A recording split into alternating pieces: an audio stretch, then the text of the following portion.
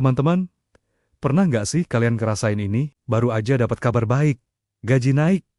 Wah, senengnya bukan main. Dalam bayangan, hidup bakal lebih enak, bisa beli ini itu, bisa nabung lebih banyak. Tapi anehnya, setelah beberapa bulan, kok rasanya sama aja ya? Dompet tetap tipis di akhir bulan, tagihan rasanya makin banyak, dan impian buat liburan atau beli barang idaman, kok kayaknya masih jauh aja.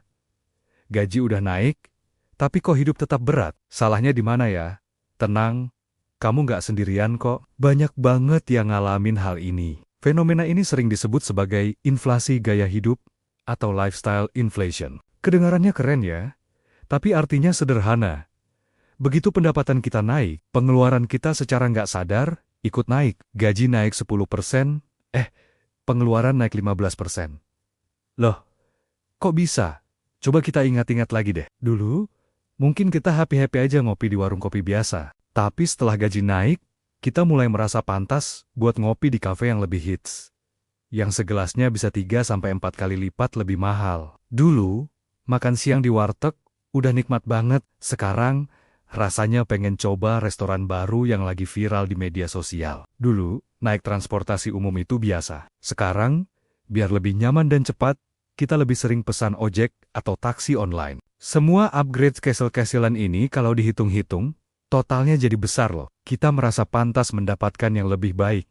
Dan itu nggak salah sama sekali. Kita kerja keras kan juga untuk menikmati hidup. Masalahnya adalah, ketika kenaikan gaya hidup ini lebih cepat dari kenaikan pendapatan kita. Jadinya, bukannya punya lebih banyak uang untuk ditabung atau diinvestasikan, malah habis untuk pengeluaran konsumtif yang sifatnya sementara. Selain itu, ada juga yang namanya jebakan perbandingan sosial. Kita lihat man-man di Instagram posting liburan ke luar negeri, beli gadget baru, atau makan di restoran mewah. Secara nggak sadar, kita jadi merasa tertinggal kalau nggak bisa melakukan hal yang sama. Akhirnya, kita memaksakan diri untuk mengikuti gaya hidup orang lain.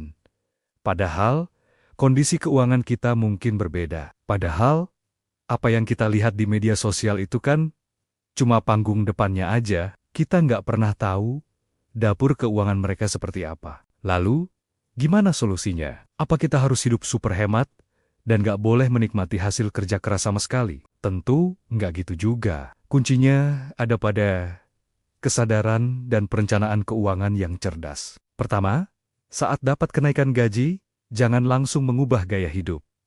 Tahan dulu euforianya. Ambil waktu sejenak untuk merencanakan uang tambahan itu mau diapakan. Aturan sederhananya, alokasikan setidaknya 50% dari kenaikan gaji itu langsung untuk tabungan atau investasi. Anggap saja kenaikan gaji kamu itu cuma separuhnya. Jadi, kalau gaji kamu naik 1 juta, anggap aja naiknya cuma 500.000. 500.000 sisanya langsung masuk ke pos tabungan, dana darurat, atau investasi. Kedua, buat anggaran bulanan yang jelas. Catat semua pemasukan dan pengeluaran. Dengan begitu, kamu jadi tahu persis uangmu lari kemana aja. Mungkin kamu bakal kaget lihat berapa banyak uang yang habis untuk hal-hal kecil yang nggak terlalu penting. Dari situ, kamu bisa mulai memotong pengeluaran yang nggak perlu dan mengalihkannya ke hal yang lebih prioritas. Ketiga, bedakan antara kebutuhan dan keinginan. Butuh kopi biar nggak ngantuk itu kebutuhan. Tapi butuh kopi dari kafe terkenal,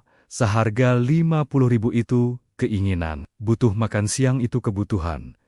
Tapi makan di restoran mahal setiap hari itu keinginan. Belajar untuk memprioritaskan kebutuhan akan sangat membantu menjaga keuangan tetap sehat. Keempat, tetap nikmati hidup, tapi dengan cara yang cerdas. Ini yang disebut conscious spending atau belanja dengan sadar.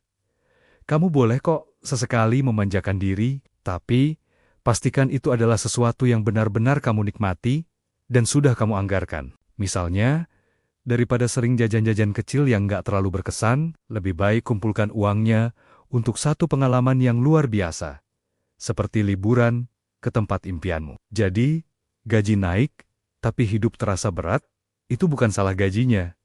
Tapi seringkali, karena cara kita mengelolanya, dengan sedikit perencanaan dan kesadaran. Kenaikan gaji bener-bener bisa jadi lompatan untuk mencapai kebebasan finansialmu bukan cuma numpang lewat di rekening. Semoga tips ini bermanfaat ya.